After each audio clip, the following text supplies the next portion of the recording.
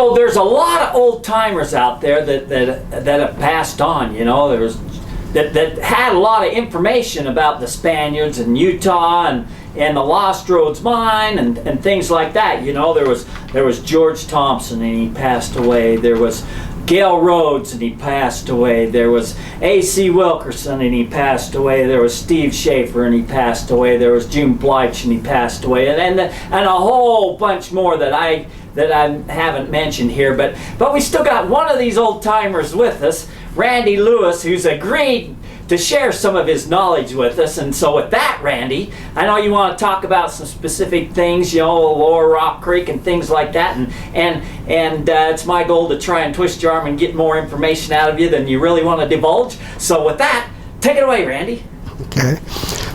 Well, I started out going to talk to all these guys and try to learn from them, but the thing you do not want to do with an old timer or the one that knows all this stuff is to start asking them questions, because it's not going to work. You have to let them tell you exactly what they want to tell you, and that's all you get. So I agree with that, yeah. And so it's a lot easier just to get friends with these people and let them slowly tell you what they want to tell you. And you knew every one of these guys I just mentioned, and a lot more. Yes, I did. I spent a lot of time with every one of the guys you mentioned, and I went prospecting with a lot of them. And just like George Thompson, I met him, and he was telling me about how he found his silver bar, and he called it a gold midden. But that was up on Pigeon Water, and the gold bar or the silver bar he had came off Big Ridge, but not many people know that. But he divulged that to me, and I don't think it matters anymore, so I'll tell you that. So with that, he and just to clarify this, you know, so Big Ridge is on the Indian reservation, and do not get caught going there. Do not even go there. You know, you're going to be in big trouble. So, well, I got to be friends with all these guys, and I met Elmer Orge up on. He was the president of Red Rock Corporation, which was the Indian. They had that land locked up back in the 70s and 80s, and I spent a lot of time with Elmer. In fact, I stayed in his trailer over at Round Grove, and he gave me a key to the gate. But the road going through Round Grove goes up to Big Ridge. Big Ridge, on top of Big Ridge, is not the Indian reservation. There's a line up there. It kind of circles around Big Ridge, and so it's legal to go up on Big Ridge if they'll let you through the reservation. Now, when the Indians took over Red Rock back a few years ago, they decided that, I don't know if you can even get on Big Ridge anymore, but I spent a lot of time on Big Ridge, and it goes over to Blind Stream, and old Bill Bleezer told me that he used to pan that creek that goes right through Round Grove and used to get gold nuggets out of there. But so anyway, I think that there's a lot of stuff that didn't get passed down through the generations that it is today. And so Bill Bleezer told me about a guy over in Lower Rock Creek, or that his name was Richard Mountain. Now he was the forest or the Indian ranger that lived in the little shack there over on the other side of Rock Creek that the old Indian Rangers used to stay at. And he says, you need to go over and talk to old Richard Mountain. And so I drove over there one day by myself, and you could drive down and go clear through Lower Rock Creek at that time. The Indians didn't have it closed off, and the reason that they closed it off, and we'll get to that later, that's old Jim Phillips did that. So anyway, I drove over there one day, and I got barely across the river bridge right there on the way towards the old ranger station, and an old truck pulled up behind me, and I got out, and he's kind of stopped me, and I went over there, and I says, "I'm looking for Richard Mountain." And he's the Indian Ranger over here. Old Bill Blizzard sent me here. And he says, "I'm Richard Mountain." And he says, "And I know who you are." You're Randy Lewis, and your great-great-grandfather used to go over there by Dick's Hollow and cross the Rock Creek, and we used to call that Hathenbrook Crossing over there, because that's where Hathenbrook used to cross the Rock Creek to get up into the upper basins up there. So we know who you are. And he says, "If you want, I'll tell you how to get there, and you can go over and look at Hathenbrook Crossing."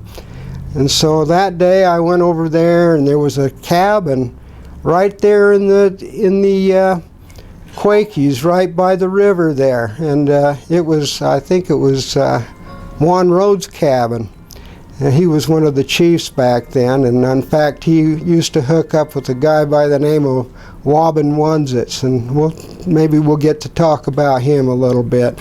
But so I went over there and wandered around that day, and got to see a lot of history there. I got to walk in the footsteps of Hathenbrook over there, and I was really happy about that.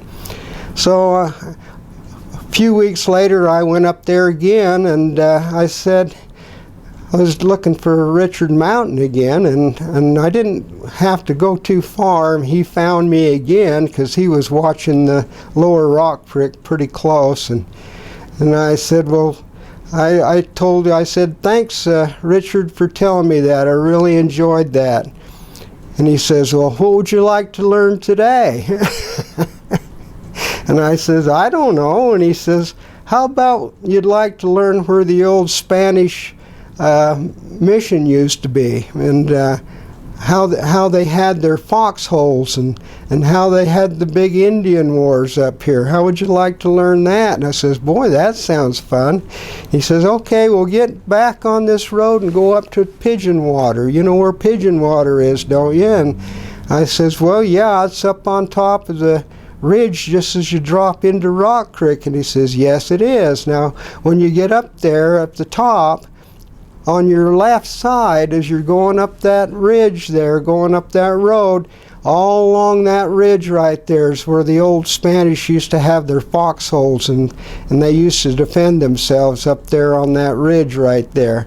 So you get up there and you can walk over and look at those foxholes, and you'll get to go up on top there, and you can see the old footings of the old Spanish mission up there. The missions got burnt down a long time ago. You won't get to see that, but you'll be able to see where the old Spanish mission is, right up on top there. And if you follow that road, you'll come up to a place where there's 3 creeks come together right there in one spot. There used to be an old Spanish cannon right there, and I thought, oh wow, that sounds interesting. He said, "Oh, but that Spanish cannon's gone now, but that's where it used to be."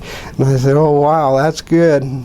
That was a nice, nice information." And he says, "And then while you're up there, look over at old Mount Albert." And I says, "Mount Albert?" And he says, "Yeah, your great-grandpa used to have a mine right over in there on Mount Albert, and it's right where the red and the white come together." Now, if you know anything about faults and anything about pressure points and that, you'll know what that means. And I says, "Yeah, I do." And he says, "Oh, by the way, on the south side of Mount Albert, as you go up around the edge, there's an old cave up in there, and it's full of Spanish armor." And I says, "Well, I don't think I'll be going there today." He kind of laughed at me. He says, "Yeah, I don't think you would." And so anyway, I spent the day up there going around up looking at the foxholes and looking for the old, I did find the old the footings for the old Spanish mission up there, and I got to look at that. And I wandered around up there in Pigeon Water and seen where they used to camp, and so then I went home. So, man, you got so many things you're telling that I want to detour you on, but I don't want to detour your story. But I am going to detour you on this one. So, for those that don't know, what is the significance of the Foxholes and all that? Tell the story. What's going on there? Well, that's where that brings us to another story. As you're coming down off of Pigeon Water and going down into Rock Creek, back towards the east, there's an old Indian burial ground over there, and we don't want to go near that. We don't want to go anywhere near the old Indian burial ground, but he says, but over there is a place that they had where all the chiefs came together when they decided to get rid of the Spaniards, and they all came together over there, and they had a meeting there with all the chiefs, and each chief brought his own rock, and they put them in a big circle. I think there's 12 rocks over there. There was 12 different chiefs up there from different tribes, and they each had their own rock, and that's over near the burial ground, but not quite there. But that is an important part of Indian history, is where they decided to get rid of the Spaniards. And so what were the Spaniards doing there? Why did they decide to get rid of these Spaniards? Well, because the Spaniards made the Ute Indians slaves, and they were having them do all the mining and everything up there for them, and they'd come and they'd pilfer the tribes and make slaves of the women, and just do horrible things to the Indians. And they decided they'd had enough, and they were going to get rid of them. And they after all the chiefs got together, and they formed a party, a war party, and they went after the Spaniards, and they chased them up over the top of Mount Albert, and they killed so many Spaniards up in there that it stunk in there for about 5 years from dead bodies up in Lower Rock Creek there, and that's what Richard told me, Richard Mountain.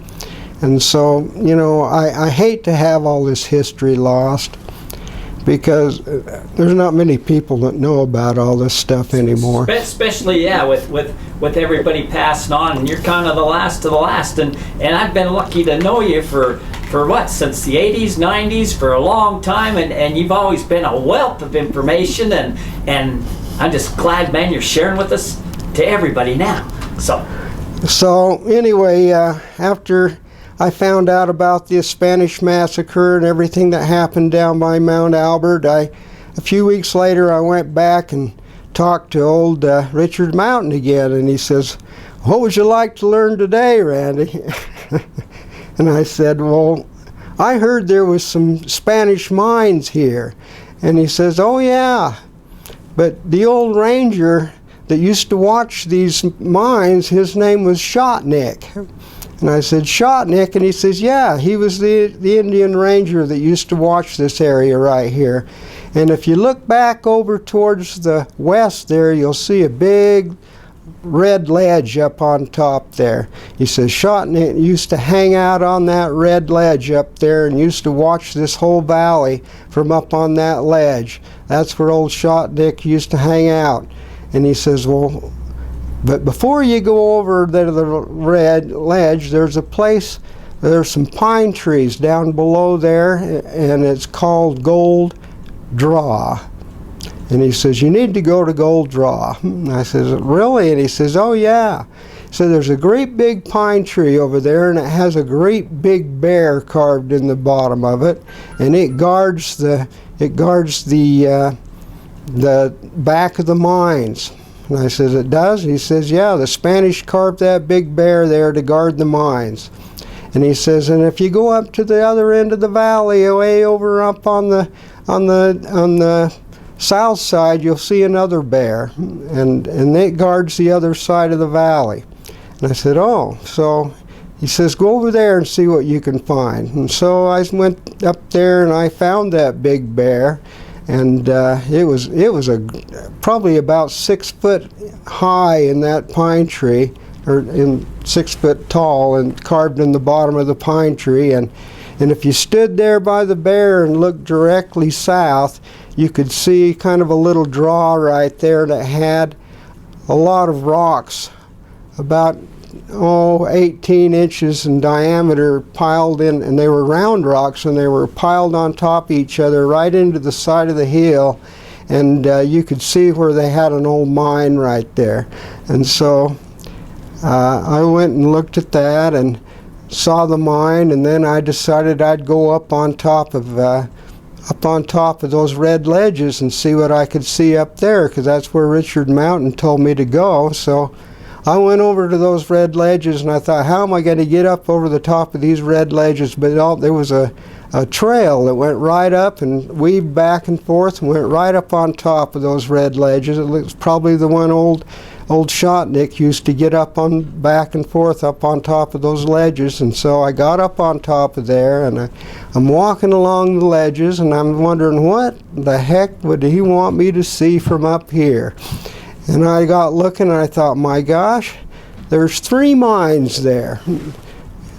1, 2, 3, and they're about 200 yards apart, and you could see them from up on top of that ridge, and you could look down into there and see those mines. And what they were 3 hydrothermal blowouts, and they were probably 50 yards in diameter, and they went down in the ground probably about 50 feet. But that's what those Spaniards were doing there. They got down in those old blowout holes and opened them up, and there was 3 mines right there. And the Spanish got a lot of gold out of those 3 mines right there. And what's significant about those is around in there was some old berry bushes, and all those berries that were in that area came from Spain. That's the only place in Utah you'll find berries that came from Spain. Really? I didn't know that. Huh. And so that's why and the Spaniards spent a lot of time there, and that brings us to another story. And that's called the story of Treasure Hill. Now, there was rumors that there was a trap there where the Spaniards took gold and went up down in the water and come up and into a tunnel underneath Treasure Hill, and there was supposed to be a lot of gold bars buried there. And right at the base of Treasure Hill, there was a great big pine tree right there, and it had a cross, and then an upside down cross, and then another cross, all probably about 2.5 feet of those crosses carved in that old pine tree right there that the Spanish had carved and left there in that old pine tree.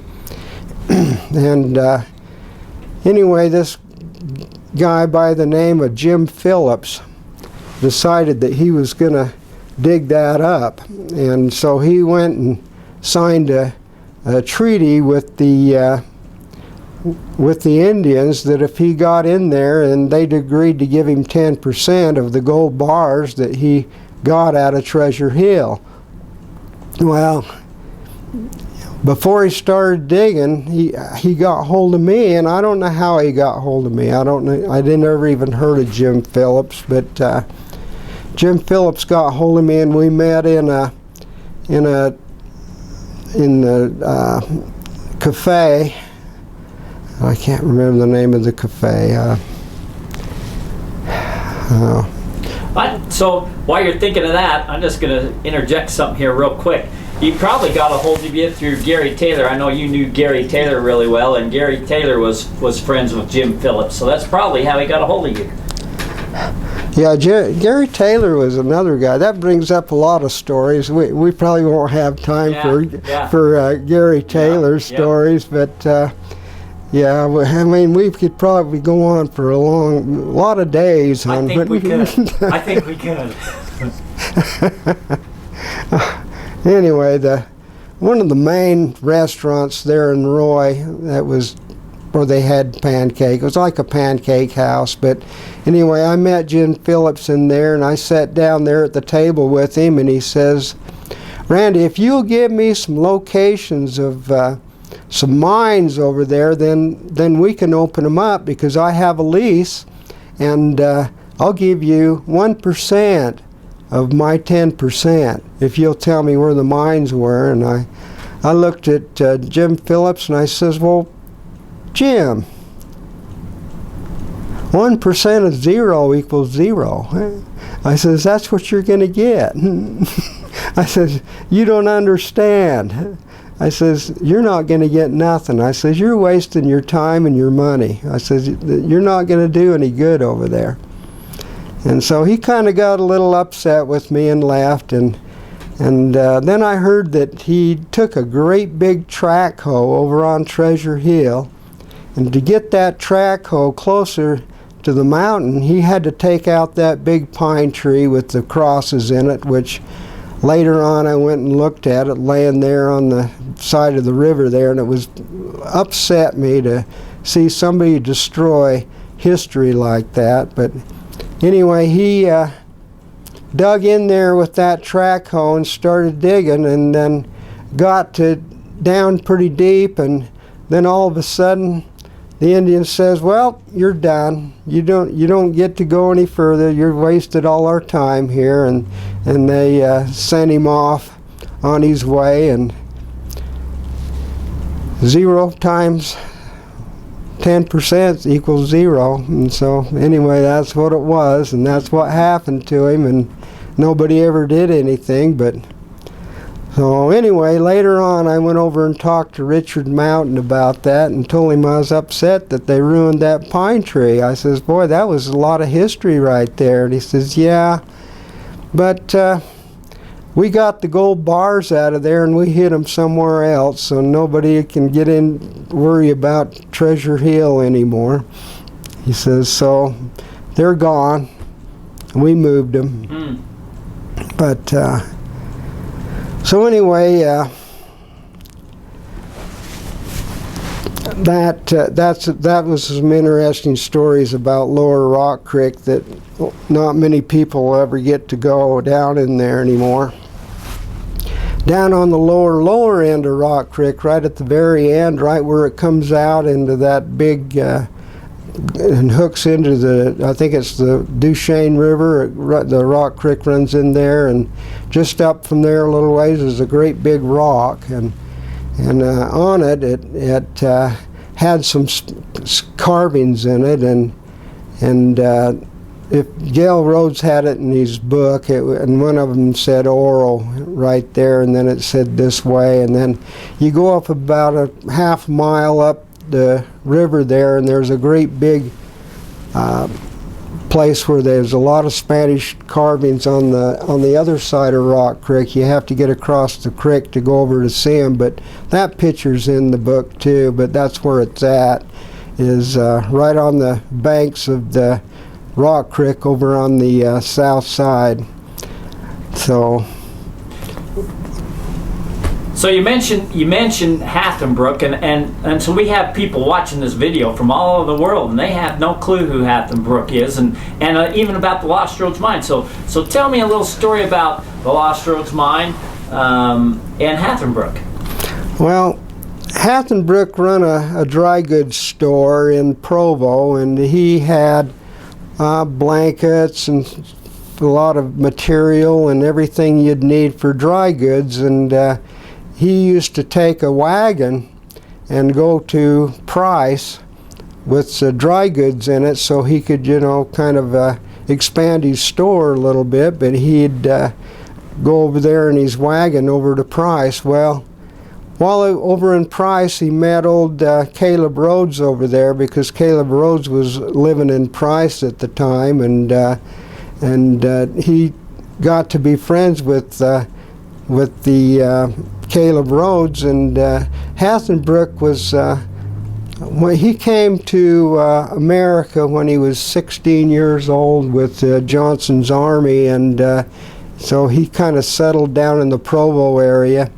So he was from Germany, and he came across all by himself, and he was the son of Frederick Frederick III of Germany, and so he kind of got out of there because there was a lot of political things going on at that period of time. There was people taking over Germany that was trying to make it a kind of a communist type takeover, and so he got the heck out of there because they would have killed him. So he came to America and joined the army and came across, and he was a topographer, and he had a lot of medical experience, and he learned a lot from his childhood over in Germany, because he was under the wing of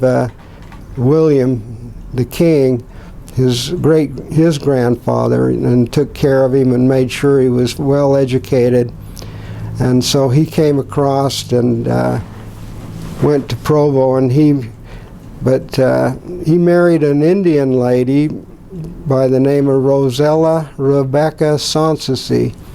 And Sanssouci ended up being what was he, kind of a interpreter for the Indians and the government. Anyway, Hassenbrook and Rhodes got to be really good friends, and I think Hassenbrook knew about 7 languages that he had learned when he was younger, like French and Spanish, and he knew all kinds of languages because that's what they taught him in his schools. And so he learned the Indian language, and he became good friends with the Ute Indians because he used to take them blankets and stuff up there, and he was really good friends with Chief Tabby. So anyway, Hassenbrook and Rhodes got to be good friends, and Hassenbrook became Rhodes's partner, and so he decided that they were going to try and get a lease from the Indians and develop the gold up there, and it turned into a political mess with Reed and Knight, and that didn't work out well for him. And so anyway, Hassenbrook and Rhodes got a restraining order against him, and from the government, because they were trying to go in there and find out where these mines were and kind of undercut them. So anyway, that's basically how they met. So those that don't know the story of the Lost Rhodes mine, tell me that story. Well, back in the I think it was the 80s, or was it the 90s, I can't remember. Caleb Rhodes used to get gold and take it down and give it to Brigham Young to help set up their monetary system, and also they got enough gold that they could ordinate the temple there in Salt Lake. I think they plated Moroni with gold, and they made the big House of the Lord thing above the doorway with gold, and a lot of the inside the temple, with the paint of the painting of the walls and the doorknobs and stuff like that, they used gold. And so the Rhodes mines were basically how the Mormons got their gold for the temples and their monetary system. And after a while, the Indians decided that they weren't going to let the white people into their land and go after the gold anymore, so they said that's enough, and they shut it down. So they couldn't use that gold anymore. But there was Spanish mines up there that Caleb had located from an Indian friend of his named Happy Jack, and Happy Jack used to take him and show him some Spanish mines, and so that was the mines that Hassenbrook and Rhodes were after. It wasn't really the sacred mines that the Indians let them take the gold out of. It was more of the old Spanish mines. And there was mines in 7 locations up in the Uintas, and there could be more than one mine in each location. One of the main places they were getting gold was from the Granddaddy Basin area, and there was several places in there that they got gold, and there was a lot of placer gold in there, and they used mercury to gather up the gold, and then they'd melt they'd run the mercury through a retort, and what that did was it separated the mercury from the gold and left the gold in the pot. And so that's what that pot right there is a mercury retort from the Granddaddy area. And but there was other locations. There was locations over by Moon Lake, and there was locations up Center Creek, and there was locations all the way over to Vernal, over towards Duchesne, Duchesne, Vernal, Pole Creek. There's a lot of areas that had Spanish mines in it, and but they all follow a line. If you go through from say Granddaddy and draw a straight line, you'll find there's kind of a fault line system there that most of your Spanish mines are located in. I didn't get to find Old Richard Mountain much after that. I didn't spend a lot of time in there anymore, but June Belich and I used to go up into Lower Rock Creek and look for a box of gold bars that he was looking for, and he had a friend by the name of Robin Wobbin, it starts with a W, Wobbin Wunzits. He was a relative of one of the chiefs in that area. I think it was Juan Rhodes. Anyway, he used to tell him about these gold bars there in Lower Rock Creek, and if you go along, you're going down the road there, and as you go down at the bottom of Pigeon Water, and then you're going towards Rock Creek Reservoir, there was some big rocks up on the side of the hill there, and that they used those for landmarks, and we spent a lot of time walking around those side hills trying to find that boxes of gold that were there, and we didn't even have metal detectors at that time. We were just looking for boxes that were supposed to be sticking up out of the ground that had gold bars in them, and while we were doing that, there was the Indians decided to cut a fire break road across that hill, and this guy driving a cat, he went across there and hit one of those boxes and found a lot of gold in it, and then he just kind of kept it to himself, and went back with the truck later on and loaded up all the gold bars and left, and didn't even finish the cat work he was supposed to be doing. He just left, and nobody knows where he went or what happened to him. But that kind of ended our hunt for the gold bars up there because they were gone now. So June Belich and I spent a lot of time up there looking for those gold bars.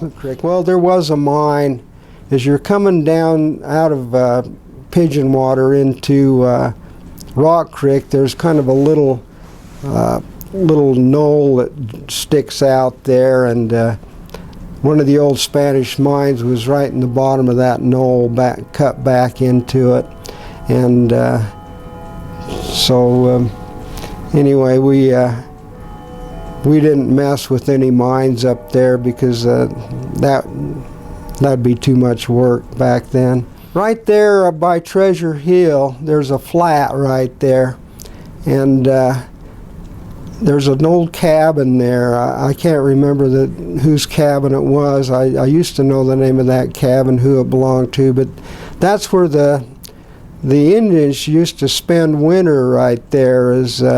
There was a whole bunch of teepees pitched right there in that flat, and that's where they used to winter, is right there by that flat. I can't remember the name of the flat, I used to know the name of the flat, but I can't remember. Man, it's tough getting old, isn't it? Yeah, you know, yeah, I can picture it, but I can't quite say it. But I have the same problem. up there, up on top of Pigeon Water, there's a road that heads back around Bear Wallow, and there's a flat right there called Tawana Flat, I think it is. And there was an old Indian that used to hang out there called Mountain Sheep, and he used to have sheep right there. And one time some white guys got in there and chased him around because they thought he knew something about gold, and anyway, Mountain Sheep ended up getting killed, and there was a big to-do about that. But it kind of got brushed under the rug. Nobody got to really hear about old Mountain Sheep getting killed there at Tawana Flat.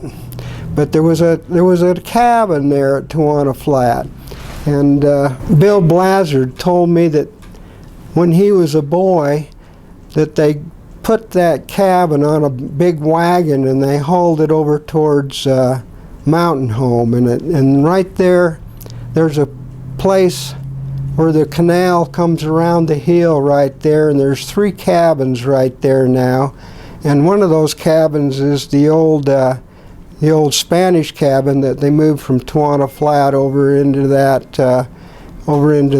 by that canal. And Bill told me the way that you can tell that is the Spanish cabin is because all the joints are dovetailed on the Spanish cabin and the other ones aren't.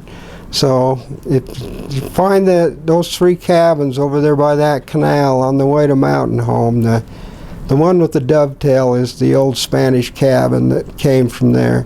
Randy, man, I appreciate you sharing your knowledge with you, and your better half, Wanda. Man, Wanda, I appreciate you letting me steal him from you for a little bit. So with that said, thank you guys, and that's a wrap.